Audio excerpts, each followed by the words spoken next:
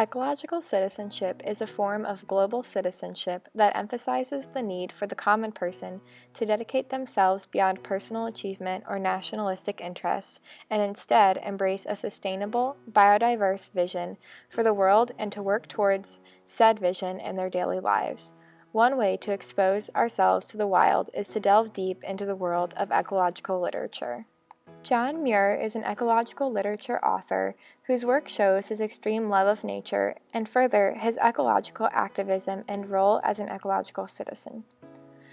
We asked Mr. Charlie Martel, a theology teacher at St. Louis University High School, what he thought came first for Muir, this idea of ecological citizenship or a general love for nature. You could tell by the manner of his writing that John Muir has a tremendous love for nature. And as I said, I think that is indicated through the detail and the precise nature of his words.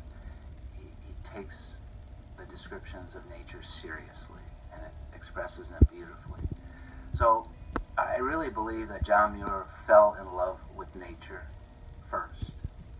That's the impression I get from reading his articles. And then the idea of ecological citizenship followed from that. We then asked Martel what he thinks John Muir would say to the American citizen, and further, what then is our real responsibility as citizens of this earth. I think John Muir would tell the American people to be careful and to not lose that sense of joy that human beings experience as they interact with the natural world, and to be grateful for what has been given them, and to revel in the mystery and the beauty and the goodness that the natural world possesses. If we are indeed the paragon of animals, as Shakespeare says, then I think what follows from that is that we have a responsibility towards ecological citizenship. We are certainly significant citizens of this natural world, and if that is the case, because of our reason and our ability to love and to appreciate and to be grateful, then I think as human beings we have a responsibility to care for and to be stewards of creation. We then asked Rockhurst biology professor Aaron Bossert about applicable ways we could be stewards of the environment. He extrapolates on the idea of citizen science. We asked him what this meant, how it promotes ecological citizenship, and the degree of science knowledge one needs to be a citizen scientist. Citizen science is a way where average, everyday people can contribute to science. They can do so through providing observations of different things, like counting birds or counting things they see on a normal basis.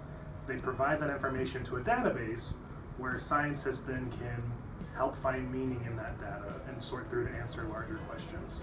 So the biggest way that citizen science helps promote people to be aware of their environment and of ecology and nature and all of that is that it involves them in the process of that science.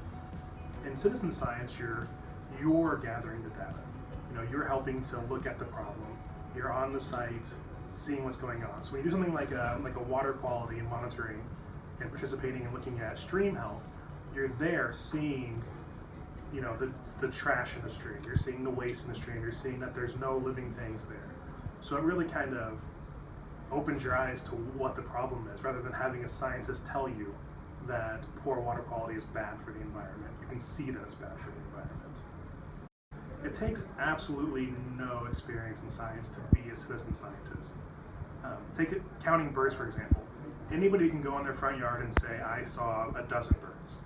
Anybody can count the number of trash in the stream, something like that. It takes no expertise to do that. So what's kind of great about it is that you're contributing these examples, and then it becomes the job of the scientist running the study to interpret them. Now that we've analyzed the idea of ecological citizenship in literature and in scientific application, let's look at an idea about how this love for nature can be seeded and take root in the hearts of all people. Dr. Seuss's The Lorax epitomizes the principle of developing a fondness of nature to motivate one's ecological citizenship. His children's books encourage readers to care about conservation through whimsical poetry and pleading of a memorable character. An ecological criticism writer, Tiori, acknowledges Seuss's work compelled everyday people to love nature and act on its behalf by making it both the hero and the victim of the Lorax. By analyzing the idea of ecological citizenship through the lens of literature, science, and learning, a case has been developed for the attainability of being an ecological citizen. It is a matter of recognizing ourselves as a part of a much grander world and having an inherent, rooted love for nature to drive us to act.